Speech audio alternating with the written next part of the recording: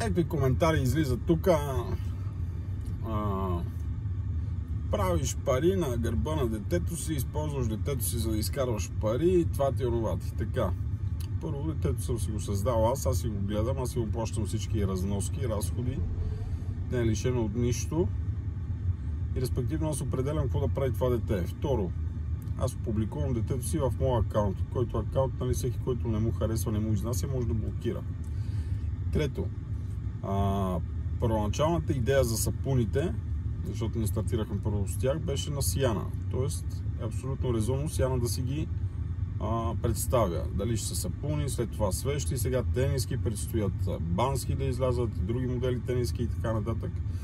Дали това какво правиме ние, си е наша работа. Дали видеята са ни тъжни, весели, скетчове, нали, забавления, сълзи, реклами. Това е моят акаунт с последователи, които последователи съм събрал с години и никой не ми ги е подарил.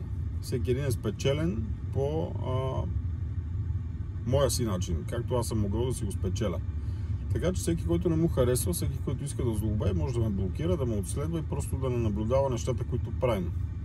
А всички, които ни харесват, подкрепят, могат да влязат в visk.bg, да видят какво правим, да разгледат. Който иска, може да си купи нещо.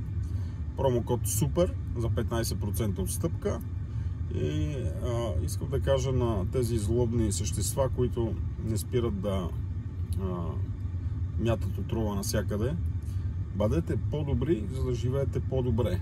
И когато не можете да помогнете, не вредете. Когато нямате какво да кажете, замълчете. Успешен ден от Виск и до нови срещи!